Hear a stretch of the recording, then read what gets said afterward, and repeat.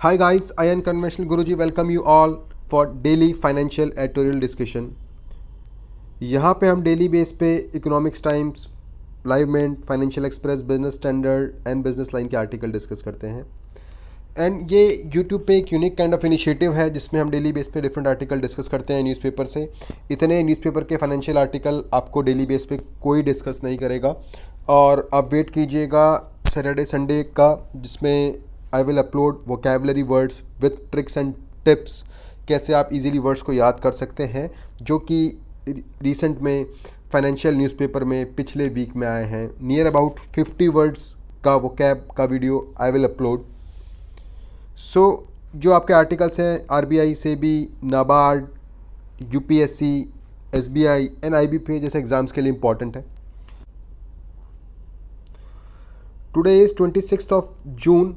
जो आर्टिकल आज हम डिस्कस करने जा रहे हैं, आज एक फाइनेंशियल एक्सप्रेस में आर्टिकल आया था, दैट इज़ एमएसएमई के ऊपर था।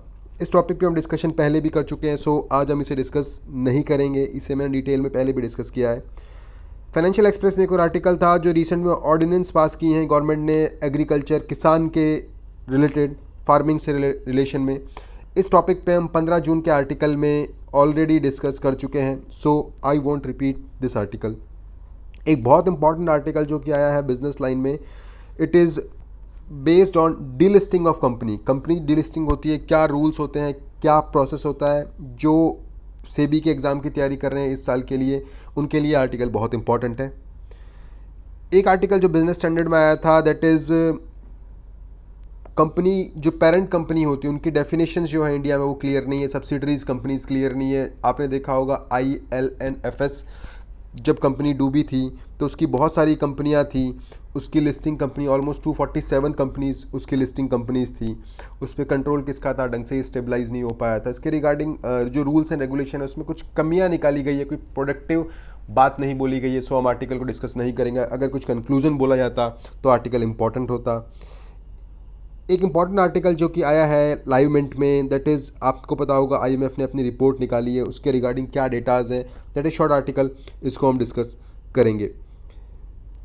एक आर्टिकल जो इकोनॉमिक्स टाइम्स में आया था, दैट इज़ वीज़ा पॉलिसी, जो कि US ने वीज़ा पे कुछ कुछ रेस्ट्रिक्शन लगाए हैं, उस पर था।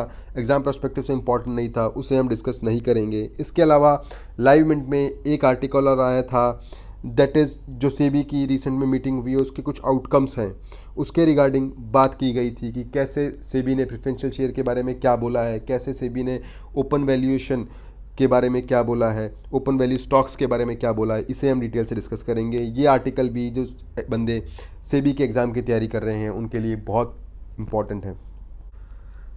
सो सेबी इन रेस्क्यू मोड। आज हमारा जो फर्स्ट आर्टिकल है, ये आर्टिकल है लाइव मिंट से।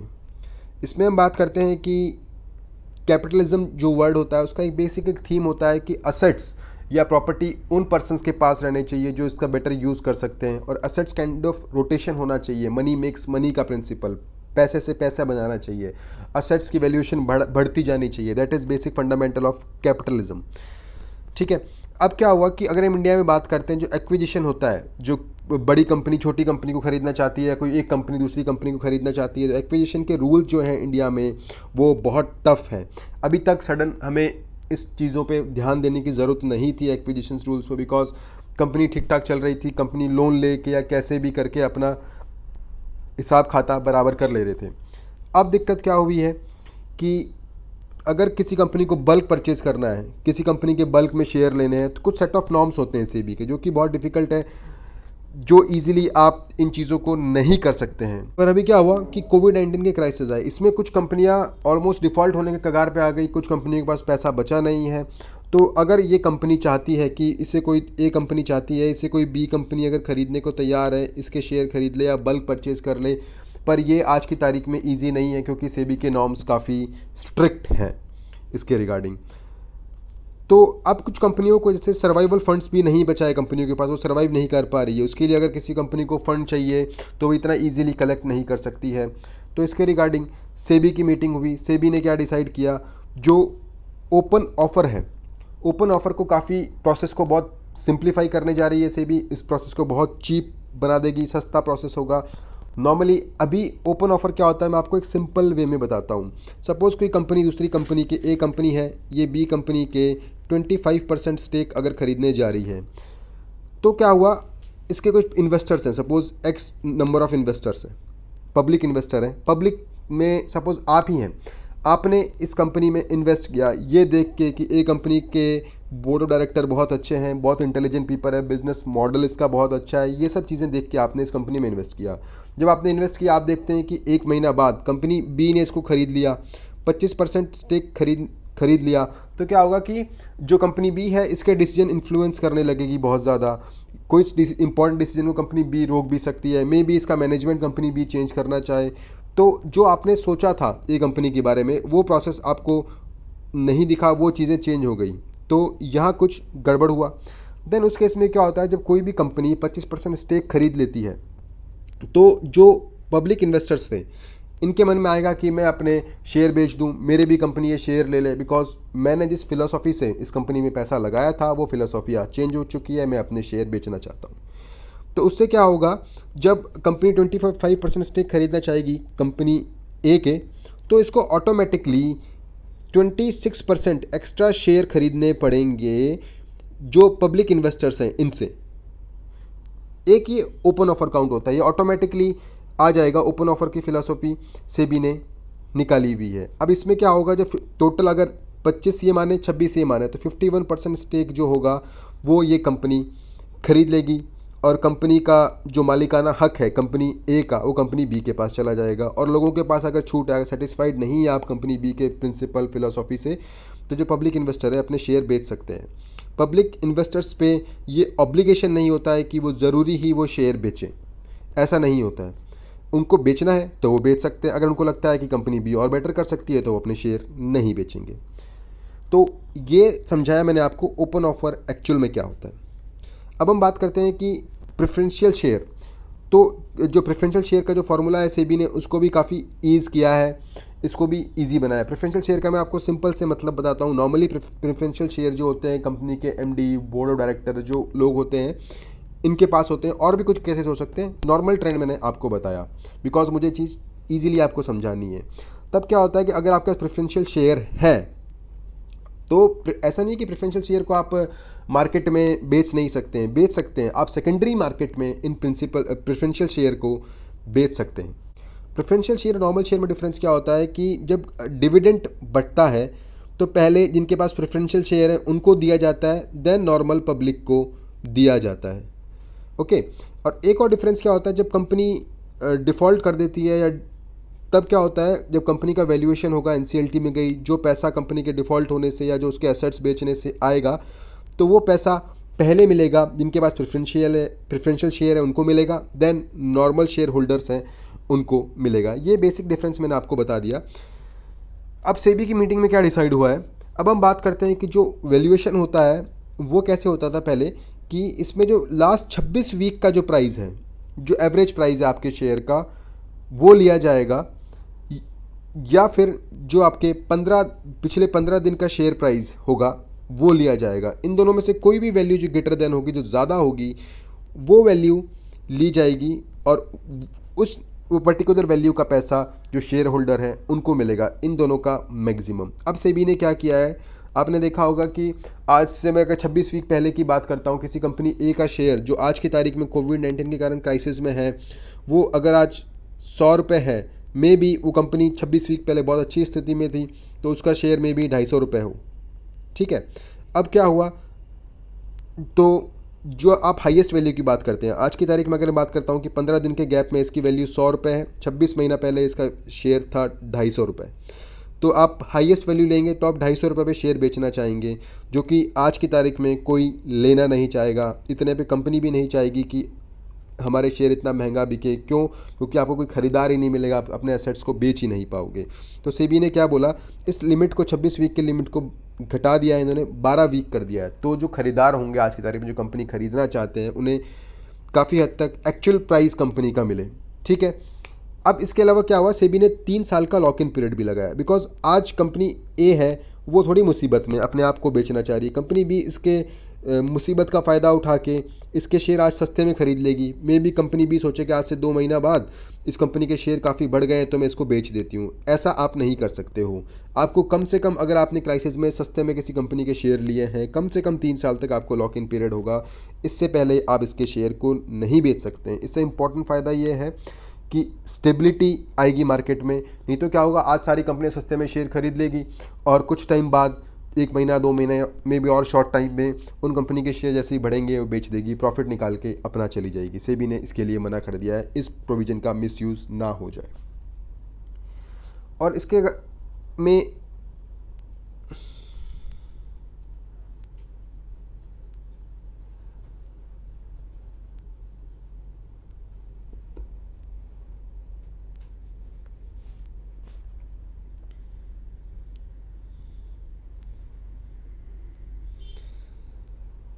और एक और चीज़ क्या हो सकती है कि कुछ चाइनीज़ कंपनीज़, चाइनीज़ इन्वेस्टर्स इस मौके का फ़ायदा ना उठा ले, बिकॉज चाइना की इकोनॉमी अभी हमारे कंपेयर में बेटर है। जैसे आपने देखा होगा, चाइना की कंपनीज़ ने इटली में कुछ पैसा इटली में कंपनियों को एक्वायर कर लिया। तो चाइनीज़ कंपनीज़ इस मौके का फ़ायदा ना उठा लें, इसके लिए भी सेबी को प्रोविज़न रखने चाहिए। कुछ चीज़ें दिमाग में रखनी चाहिए, कोई फ़िल्ट्रेशन लगाना चाहिए कि जो नया प्रोविज़न आया इसका मिसयूज़ ना हो जाए। फर्दर इस आर्टिकल में एक और बात कही गई है कि हमें इस बात का भी ध्यान रखना चाहिए कि चाइनीज़ कंपनीज़ इस मौके का गलत फ़ायदा ना उठा पा ले। जो कंपनी इंडिया की आज संकट में है उसे चाइनीज़ कंपनियां ना खरीद लें, उनका इन्वेस्टमेंट बहुत ज़्यादा ना बढ़ जाए। इसके रिगार्डिंग भी सेबी को ध्यान देने का ज़रूरत है। ये एक एडवाइस जो आर्टिकल में एडिटर ने सेबी के लिए दी है। अब जो हमारा नेक्स्ट आर्टिकल है, that is revolving the delisting stand of. ये भी सेबी के रिलेशन में ही आर्टिकल है जो कि बिजनेस लाइन में आया था। इसमें बेसिकली बताए गए हैं कि डी लिस्टिंग की प्रोसेस में क्या दिक्कत आती है। कोई कंपनी अपने आप को डी लिस्ट करना चाहती है तो क्या प्रॉब्लम्स आती हैं। डी लिस्टिंग की सिंपल में बात करूं, that is mirror image of IPO. IPO में कंपनी लिस्ट होती है। अगर इसका मिरर इमेज लें, इसका जस्ट उल्टा सोचें, that is D listing. Delisting के लिए क्या होना चाहिए कि सबसे पहले बोर्ड ऑफ डायरेक्टर को अप्रूवल देना पड़ेगा कि हम डीलिस्ट के लिए कंपनी को तैयार। अब क्या होगा, इसके अलावा प्रोविजन होता है शेयर होल्डर्स को 2:1 में वोट करना पड़ेगा। सपोज मैं एग्जांपल देता हूँ कि 30% शेयर अगर किसी पब्लिक शेयर होल्डर के पास है तो उसमें से अगर इसको मैं 2:1 में बांटता हूँ, दैट इज़ 20/10। अगर 20 लोग या 20 से ज़्यादा लोग सपोर्ट में वोट करते हैं डी लिस्टिंग के, तभी ये प्रोसेस इनिशिएट हो सकता है, एल्स ये प्रोसेस इनिशिएट नहीं हो सकता है। अब इसमें क्या होता है कि जो इन्वेस्टर्स हैं, जो पब्लिक इन्वेस्टर्स हैं, पब्लिक शेयर होल्डर हैं, उनको एक फेयर प्राइस मिले जो उनके शेयर्स का, उसके लिए क्या होता है, बुक बिल्डिंग ऑक्शन प्रोसेस किया जाता है जो कंपनी अपने आप को डीलिस्ट करना चाह रही है सेबी के एक्सचेंज प्लेटफॉर्म पे। इसमें क्या होता है कि एक फ्लोर प्राइस डिसाइड किया जाता है। फ्लोर प्राइस कैसे डिसाइड होता है वो मैं आपको बताता हूँ। फ्लोर प्राइस के लिए सिंपल कह सकते हैं कि आप कंपनी और पब्लिक शेयर होल्डर आपस में नेगोशिएशन कर लें। एक चीज़ ये, इतने प्राइस में बेचूंगा। एक होगा कि किसी कंपनी ए को किसी कंपनी बी ने ख़रीदा है, बी ने जिस प्राइस पे एक्विजिशन किया है वो प्राइस ले सकते हैं हम, या कंपनी ए के शेयर पिछले 60 दिनों में जिस एवरेज वैल्यू पे ट्रेंड कर रहे थे, जो उसका एवरेज प्राइस था, वो चीज़ हम ले सकते हैं। अब इसमें से लेंगे कौन सा, कि इन तीनों में से जो भी हायर वैल्यू होगी वो प्राइस कहलाएगा फ्लोर प्राइस। इनमें जो हाईएस्ट होगा वो फ्लोर प्राइस कहलाएगा। पर अगर ऐसा हो सकता है कि कोई कंपनी बहुत प्रॉब्लम में चल रही है, उसका शेयर जो है काफ़ी फ्लक्चुएट हुआ है, काफ़ी इनफ्रिक्वेंटली अप डाउन उसके शेयर की वैल्यूज़ में आया, तो उस केस में आप 7 दिन की एवरेज प्राइस निकालना आपके लिए काफ़ी टफ होगा और काफ़ी वो चीज़ वेरी करेगा। तो इसके लिए उस केस में क्या होता है कि इंडिपेंडेंट ऑडिट की जाती है, उसके शेयर की एक वैल्यूअर डिसाइड किया जाता है, कंपनी डिसाइड की जाती है, वो एक प्राइस बताती है, तो उससे उसका एवरेज प्राइस आएगा। अब इससे क्या होता है कि जो एक फ्लोर प्राइस आ गया, फ्लोर प्राइस के बाद जो आपने बुक बिल्डिंग ऑक्शन किया, उससे एक प्राइस डिस्कवर होता है। अब इस ऑक्शन में पार्ट कौन लेते हैं, मेनली जो पब्लिक शेयर होल्डर हैं वो पार्ट लेते हैं। जो फ्लोर प्राइस होता है, फ्लोर प्राइस से वो ऊपर या नीचे बिड लगा सकते हैं कंपनी के लिए। फिर वहाँ से जो प्राइस डिस्कवर होता है, that is called discover price. अब हमने बात की कि पिछले 5-10 साल में अगर हम देखें तो मैक्सिमम डीलिस्टिंग फेल हो जाती है। फेल क्यों हो जाती है, उसके दो रीज़न होते हैं। अगर सपोज़ किसी कंपनी का शेयर जो आया है, फ्लोर प्राइस 100 रुपये आया है, पब्लिक शेयर होल्डर्स ने जो उसकी कीमत आकी है, जो बिडिंग लगाई है, दैट इज़ बहुत ज़्यादा लगा दी। कंपनी उम्मीद कर रही थी कि 100 रुपये में मेरा शेयर बिकेगा। सपोज़ जो प्राइस की ऑक्शन आया या फ्लोर प्राइस आया, जो प्राइस डिस्कवर हुआ दैट इज़ 1500, तो कोई कंपनी नहीं चाहेगी ना 100 रुपये की चीज़ को मैं 1500 रुपये में बेचूं। तो जो कंपनी है वो खुद बना कर सकती है कि इतना महंगा प्राइस हम नहीं एक्सेप्ट कर सकते, तो हमें डीलिस्ट होने से हम अपने आप को पीछे हटाते हैं। एक प्रोविज़न ये होता है। दूसरा प्रोविज़न फेलियर के लिए क्या होता है कि जो डिस्कवर प्राइस हुआ है या जो कंपनी डीलिस्ट होना चाहती है, उसको अपने 90% शेयर अपने पास, उसके पास अगर आ जाते हैं तभी वो डीलिस्ट हो सकती है, एल्स वो डीलिस्ट नहीं हो सकती। 90% शेयर उसको मस्ट है एक्वायर करने पड़ेंगे। अब क्या होता है कि कुछ केसेस में क्या होता है कि हमने देखा कि लास्ट कुछ टाइम में काफ़ी फेलियर हुए हैं डीलिस्टिंग के। कंपनी डीलिस्ट नहीं हो पाई, नहीं चाहते हुए भी, लॉस मेकिंग बिजनेस है, कंपनी को कैरी ऑन करना पड़ता है। तो उस केस में आप क्या कर सकते हैं कि कंपनी की वैल्यूएशन कर सकते हैं कि कंपनी की वैल्यूएशन क्या है। आपको अगर डिस्कवर प्राइस प्रॉपर तरीके से नहीं मिल पा रहा है, वो वैल्यूएशन कर सकते हैं आप उसकी बुक्स वैल्यू पे, डिस्काउंटेड कैश फ्लो पे, इन बेसिस पे आप कंपनी का वैल्यूएशन कर सकते हैं। ये दोनों चीज़ें क्या होती है, ये बहुत वाइड टॉपिक हैं। आप खाली टर्म्स याद रख लीजिए, आप एग्ज़ाम में, ऐसे राइटिंग में ये टर्म्स ही यूज़ कर देंगे, that is more than enough. इनको डिटेल में जानने के लिए अलग से कभी मैं वीडियो बनाऊंगा। अब क्या होता है कि इंपॉर्टेंट फैक्टर आता है रिस्पॉन्सिबिलिटी। जो इंडिपेंडेंट डायरेक्टर है उनकी भी एक बहुत इंपॉर्टेंट रिस्पॉन्सिबिलिटी बनती है। जब कोई कंपनी डीलिस्ट होना चाह रही है तो इंडिपेंडेंट डायरेक्टर है जो पब्लिक शेयर होल्डर्स को एडवाइस कर सकते हैं कि आप इस कंपनी को इतने पे ख़रीद सकते हैं। वो जो इंडिपेंडेंट डायरेक्टर्स हैं एक इंडिपेंडेंट ऑडिटर का एडवाइस ले सकते हैं। पब्लिक शेयर होल्डर्स के हित के लिए ही इंडिपेंडेंट डायरेक्टर नियुक्त किए जाते हैं। वो अपना एक एडवाइस दे सकते हैं कि क्या सही रहेगा, क्या नहीं रहेगा। इस प्रोविज़न को आज की तारीख में नहीं कंसिडर किया जाता है, तो सेबी को इस फील्ड में भी देखने की ज़रूरत है। अब हमारा जो नेक्स्ट आर्टिकल है that is India's forecast bleak. आपको पता होगा आईएमएफ ने रिपोर्ट जारी की है, वर्ल्ड इकोनॉमिक फोरम रिपोर्ट, जो कि आईएमएफ के द्वारा जारी की जाती है। इसमें बेसिकली होता है कि वर्ल्ड इकोनॉमी जो है उसके असेसमेंट किया जाता है, मेनली फोकस करते हुए जो आईएमएफ की मेंबर कंट्रीज़ हैं उनको फोकस करते हुए। इसमें बताया जाता है कि कंट्री की इकोनॉमिक ग्रोथ कितनी हो सकती है, कंट्री के पास कितने रिस्क, क्या क्या फैक्टर हो सकते हैं, क्या अनिश्चितताएँ कंपनी के लिए फ्यूचर में रह सकती है। इन सब फैक्टर पे काफ़ी हद तक गौर किया जाता है, इसे डिस्कस किया जाता है। अगर हम इंडिया की बात करें, आईएमएफ ने अप्रैल मंथ में बताया था कि इंडिया की ग्रोथ होगी 1.9% से इंडिया ग्रो करेगा। सिमिलरली अभी जो रिसेंट में आईएमएफ ने वापस फोरकास्ट अपना जारी किया है जिसमें बताया गया है कि इंडिया की जो ग्रोथ है 4.5% से डिक्रीज़ हो जाएगी, कम हो जाएगी। आप सिंपल एक फंडा मानिए, 1.9 का मतलब ये नहीं है कि इंडिया की ग्रोथ 1.9 होगी। पिछले साल के कंपेयर में जो ग्रोथ थी उससे 1.9% बढ़ जाएगा। दैट इज़ इंक्रीमेंट होता है चीज़ का, ये ग्रोथ इंक्रीमेंट को बताता है। आप सिंपली ग्रोथ को मत मान लीजिएगा। और सिमिलरली आईएमएफ ने बोला है कि वर्ल्ड लेवल पे जो ग्रोथ है 4.9% से कम हो सकती है। आईएमएफ ने यह भी इशारा किया है इसके साथ एक डीपर रिसेशन आ सकता है। एक रिवीजन जो हमने किया है वो रिसेशन की तरफ इशारा कर रहा है। अगर हम बात करते हैं कि फाइनेंशियल ईयर 21 और 22 में मिला कितना लॉस हो सकता है, that is near about 22 trillion, जो कि काफ़ी ज़्यादा है। डेट टू जीडीपी रेशियो जो बताया है आईएमएफ ने, ये बहुत बढ़ने वाला है। और ये जो आईएमएफ ने बोला है, जो वर्ल्ड वॉर 2 के टाइम जो डेट टू जीडीपी रेशियो था उससे भी ज़्यादा एक्सीड कर सकता है। वर्ल्ड वॉर 2 के time near about 100% debt to GDP ratio था। आप कमेंट सेक्शन में बताइएगा कि इंडिया का डेट टू जीडीपी रेशियो कितना है। ये फैक्टर फिगर भी एग्ज़ाम के लिए बहुत इंपॉर्टेंट है। अगर हम बात करते हैं कि इंडिया में कोविड-19 के कारण क्राइसिस आए, लॉकडाउन हुआ, क्या हमने ग्रोथ नहीं देखी, कुछ ग्रोथ नहीं हुआ? अगर हम डेटा की तरफ बात करते हैं, इलेक्ट्रिसिटी जनरेशन की बात करते हैं, ये अप्रैल महीने के कंपेयर में मई महीने में बढ़ा है। सिमिलरली ई way bill, toll collections, petroleum products की बात करते हैं, अगर कंजम्पशन की बात करते हैं 47% ग्रोथ हुआ है अप्रैल के महीने में कंपेयर टू मई के महीने में। अप्रैल के महीने से मई के महीने में 47% का ग्रोथ देखा गया है। आईएमएफ ने एग्जैक्टली क्या वर्डिंग्स यूज़ किया अपने रिपोर्ट में इंडिया के regarding, let me read this one.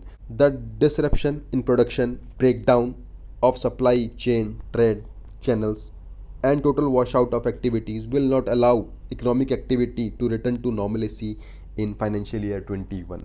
इसमें बेसिकली ये बोला गया है कि जो इंडिया ने लॉकडाउन किया था उसकी वजह से इनका प्रोडक्शन काफ़ी हैम्पर हुआ, सप्लाई चेन टूट गया, ट्रेडर्स जो चैनल था, ट्रेड चैनल में काफ़ी डिसरप्शन आया और इससे इकोनॉमिक एक्टिविटीज़ है उस पर काफ़ी इम्पैक्ट पड़ा। इसी वजह से इंडिया की जो इकोनॉमिक ग्रोथ है इस साल में हमने डिक्रीज़ कर दी है। ये बेसिक अजम्पशंस थे लॉकडाउन को लेके आईएमएफ के, कोविड-19 के रिगार्डिंग क्या रिपोर्ट्स में पब्लिश किया गया है। मैंने एक ब्रीफली आपको इंट्रोड्यूस किया इस चीज़ के regarding. So guys, thank you so much. Please subscribe my channel. 26 जून को हमने सेबी के रिगार्डिंग बहुत अच्छे आर्टिकल डिस्कस किए। जो पर्सन्स सेबी के एग्ज़ाम की तैयारी कर रहे हैं उनके लिए आर्टिकल्स काफ़ी इंपॉर्टेंट थे। आई होप आपको मेरा वीडियो पसंद आया।